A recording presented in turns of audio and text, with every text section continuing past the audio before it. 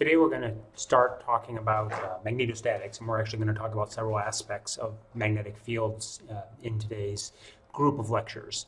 This particular lecture on magnetostatics, we are going to have the following objectives that we want to get out of this, and it's very important. We're not going to go into great detail on magnetostatics in this course. We're going to touch on the key elements that we need to build upon when we talk about plane wave propagation, which will then lead to guided wave propagation, waveguides, and we talk about transmission lines again. So the three objectives from this lecture are, first of all, to understand the relationship between magnetic field and magnetic force, just like we saw for the electric field. And you need to be able to analyze force problems involving moving charges in magnetic fields. You need to know Ampere's law, Ampere's circuitous law, which is one way of computing the magnetostatic fields or even the magnetodynamic fields.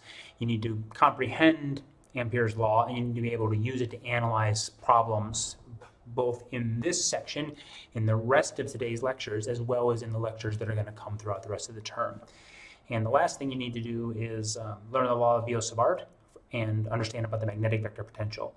So you need to comprehend the Law of Biot-Savart, understand where it comes from and why. You need to know what the magnetic vector potential is, but we're not going to extensively solve problems with these two concepts throughout the remainder of the course, but they are key elements if you go on and study any more advanced electrodynamics courses in your future.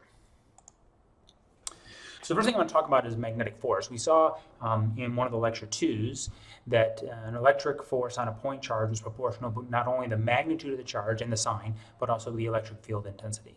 And there's another force that acts on the point charge that's proportional not only to the charge and the external field, but also to the velocity at which the charge is moving. And we're going to denote velocity as this u quantity throughout the rest of this term.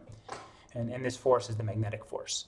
The force is formed by this cross product, u cross b. And so that means that the resultant force is perpendicular to both the velocity that the particle is moving at and the applied magnetic field. And so if you look at the example down here, you have a particle that moves through.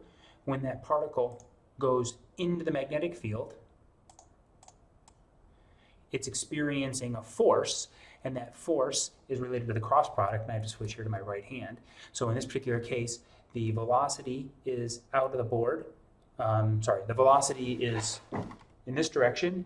The magnetic field is out of the board, and this particular particle has a negative charge, and so it's going to have a downward deflection, and we see that happen in this particular case. Right? So as an electron encountering a magnetic field, and it receives a downward directed force vector. When we talk about magnetostatics, there's a couple of basic postulates, and these are fundamental things that can't be deduced from other postulates. And we're going to see these postulates in both differential and integral form. So the first postulate that we've made mention of already is that flux must be conserved, or the divergence of the magnetic flux density is equal to 0. We have no magnetic point charges.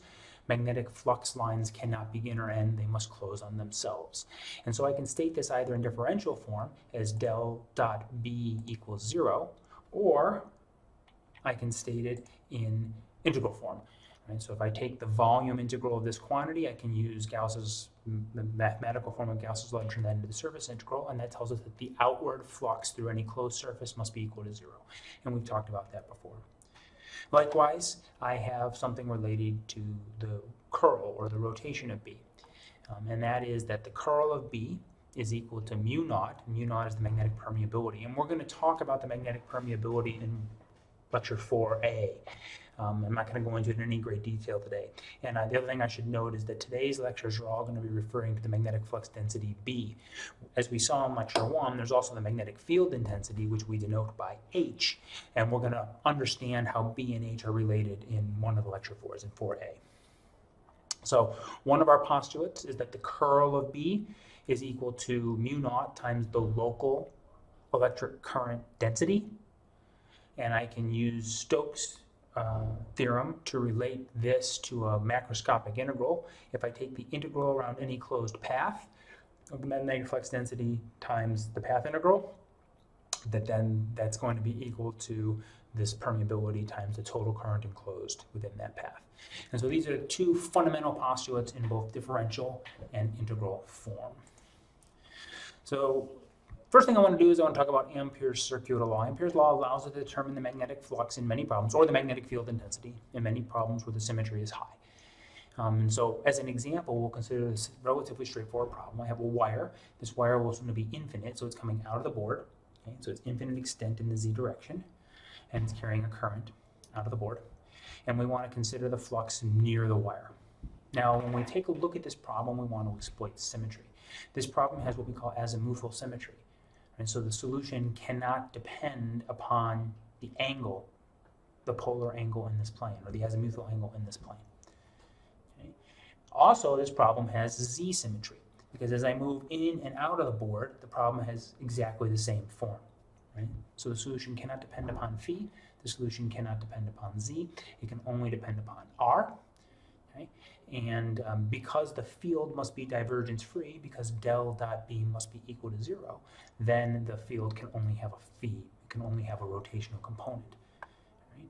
So that tells us that we know that the field is only in the phi direction, and it must be independent of phi. It can only and z, it can only depend upon r.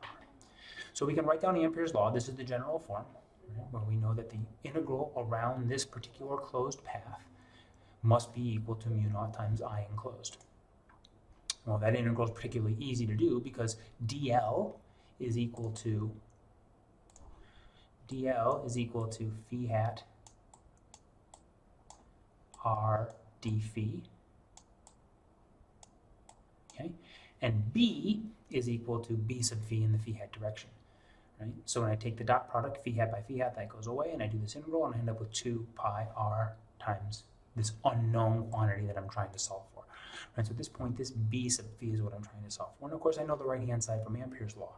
So then taking one more step, I can just rearrange my terms. The phi component is equal to this quantity here, and the total magnetic field, right, I can write in vector form as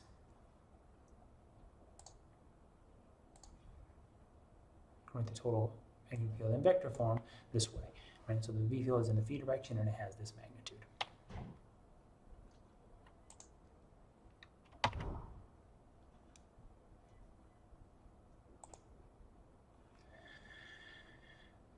Now, a concept that I want you to be familiar with, but we're not going to exercise at any great length, is the concept of magnetic vector potential.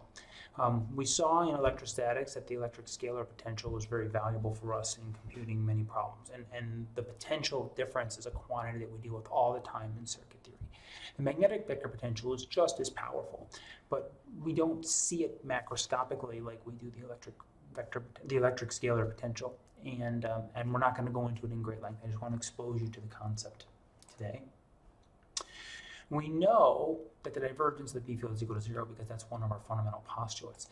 And there's a vector identity that tells us that any field that is written as the curl of some other vector, right? So I have some arbitrary vector A. I don't know what it is. But if I can write B equals del cross A, then I know its divergence must be equal to 0. And you can go off and demonstrate this to yourself from the definition of divergence and curl. Right? So this tells us that B can be related to this other quantity A. And it turns out when I use this and I put it into the laws of electromagnetics, it's usually easier to compute A directly from the current distribution than it is to compute B. And I'll show you an example of that at the end of this lecture. But there is a way to directly compute the magnetic flux density or the magnetic field intensity, and that's the law of Biot-Savart. The law of Biot-Savart, like Coulomb's law, was determined experimentally, and it provides a way to directly compute the magnetic flux density from current I that's flowing in a circuit. And it tells us that the field is equal to the integral around the circuit of the local current, right, times this quantity here. I take the local current direction crossed into the vector that connects my observation position and my source position. We'll see what that means in just a second. And then divided by r minus r cubed. Now this looks like it's falling off like 1 over r cubed, but it's not. It's really only falling off like 1 over r squared, because if I take this vector here and one of those guys and take the ratio, then that's a unit vector. Right, so I can really write this as dl crossed into a unit vector in this direction over r minus r prime squared. And so we'll see what that means in this context. The fields fall off like 1 over r squared. The integration must be around the current path L, and the current can vary in different parts of the circuit, but of course we must obey Kirchhoff's current laws we talked about previously. Here we're going to assume that the current is flowing in a wire, but in general the current can be flowing in a distribution of current in space, in current density, and there's an equivalent form that exists for current density. And so let's look at a simple example. We have a wire. Over here on the right is our infinite wire, and this wire is carrying a current I, right? And it's carrying that current I in the z direction.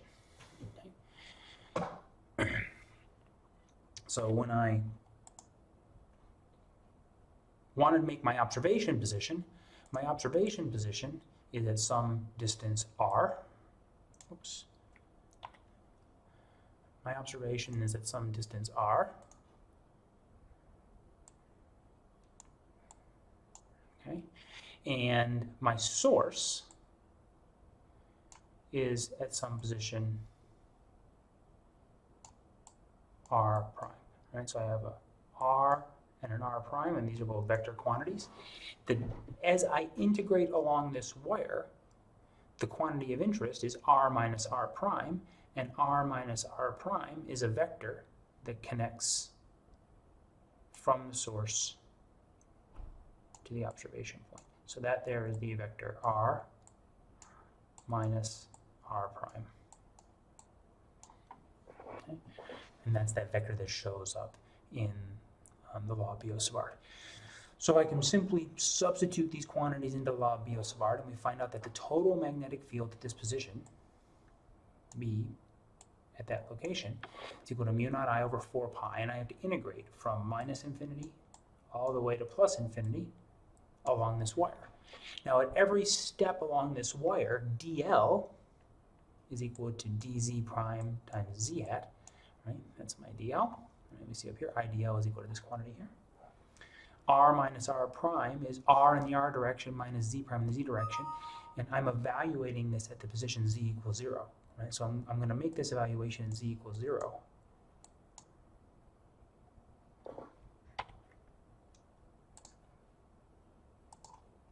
So we'll do this evaluation at z equals 0, but symmetry tells us that since this wire is infinite, okay, the problem can't depend upon z. So I'm going to do the problem at z equals 0 because that's easiest. So the distance is going to be x squared, which is my offset in this particular case in the xz plane, plus z prime squared, which is my distance to my source point, and that is my distance vector, which is the square root of x squared plus z prime squared. Now, this particular integral is one that you may or may not remember how to solve. There's a sort of recipe to solve it. I can factor out some constants. I've got mu naught I naught over 4 pi r squared. Okay, and this x squared should really be an r squared. Okay.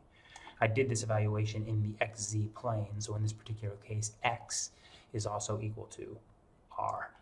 Because this problem has symmetry when rotated about the axis. Do the integral minus infinity to infinity, and I gather my terms, and I end up with this expression here.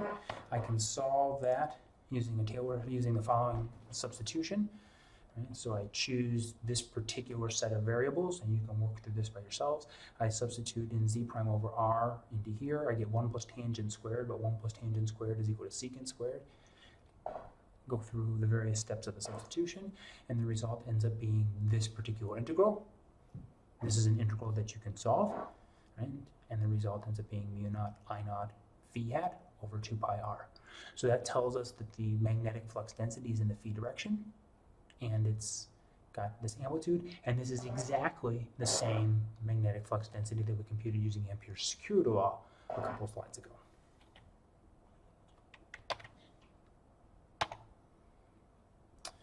So the very last thing I'm going to do is I'm going to expose you to the formula for computing the magnetic vector potential. But we're not going to use this widely here. I just want you to see this so that at some point in the future, if it came up, you would have been exposed to the magnetic vector potential, and you could go back and consult your textbook about how to go about computing the magnetic potential in more complicated problems. We've got an expression that looks like this. The magnetic vector potential is equal to mu naught over 4 pi times the integral over the volume of the local current density. Right? So this is my local source.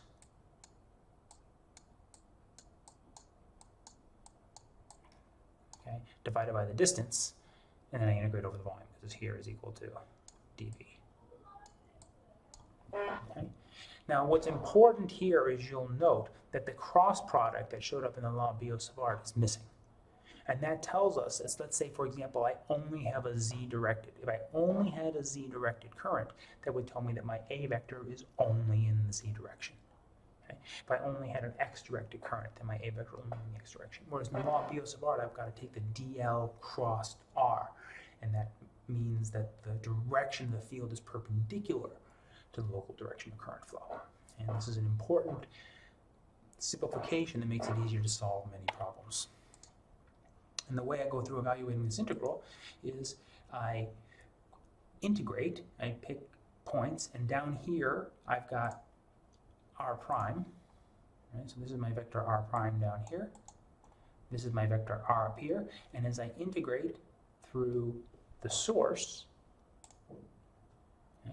every point in the source contributes a little bit to the magnetic vector potential, and I add everything up, and then I find out what the total is at the end after I've completed this entire integration. Okay. Once we know the magnetic vector potential, we can directly compute the magnetic flux density by taking the curl, and there are many problems that are much easier to solve using A than they are trying to solve using the Law of Biot-Savart. So in today's tutorial, we're going to talk about a couple of things. We'll talk about application of Biot-Savart and Ampere's law for a couple of relatively simple geometries.